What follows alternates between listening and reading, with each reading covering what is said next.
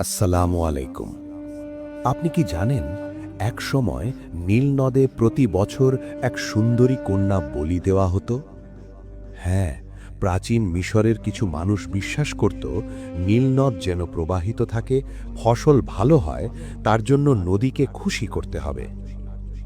তাদের কুসংস্কার ছিল একজন সুন্দরী অবিবাহিত মেয়েকে সাজিয়ে নদীতে নিক্ষেপ করলে তবেই পানি বাড়বে।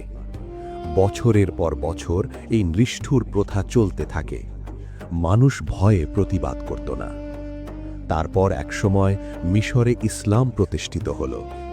শাসক হলেন মহান সাহাবী আমর ইবনে আস রাদিয়াল্লাহু আনহু। লোকেরা এসে বলল, হে আমির, আমরা তো প্রতি বছর মেয়ে বলি দিই, না হলে নীলনদ শুকিয়ে যাবে। তিনি বিস্মিত হলেন, বললেন, ইসলামে এমন জুলুমের কোনো স্থান নেই। তিনি এই কুসংস্কার বন্ধ করে দিলেন। কিন্তু নদীর পানি কমতে লাগল, মানুষ ভয় পেতে শুরু করল। তখন আমর ইবনে আস রাদিয়াল্লাহু আনহু চিঠি লিখলেন ওমর ইবনে খাত্তাব রাদিয়াল্লাহু আনহুর কাছে। হযরত ওমর রাদিয়াল্লাহু আনহু জবাবে একটি ছোট চিঠি পাঠালেন।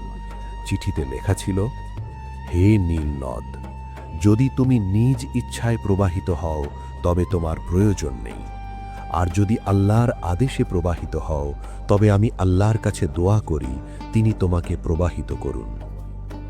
চিঠিটি নদীতে ফেলে দেওয়া হলো। পরদিন অলৌকিকভাবে নদীর পানি বেড়ে গেল। সেদিন থেকে চিরতরে বন্ধ হয়ে গেল সেই মানুষ বলির জাহিলি প্রথা।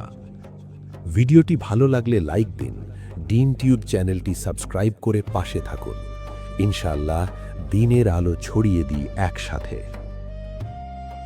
প্রিয় দর্শক, আজকের ইসলামিক ভিডিওটি যদি আপনার সামান্যতম ভালো লেগে থাকে তবে একটি লাইক দিয়ে আমাদের উৎসাহিত করবেন। দিনের এই খেদমতে শরীক হতে দিন টিউব চ্যানেলটি সাবস্ক্রাইব করে আমাদের পরিবারের সদস্য হয়ে যান। ইনশাআল্লাহ আপনার একটি শেয়ার বা সাবস্ক্রিপশনের মাধ্যমে দিনের আলো পৌঁছে যাবে আরো অনেকের কাছে।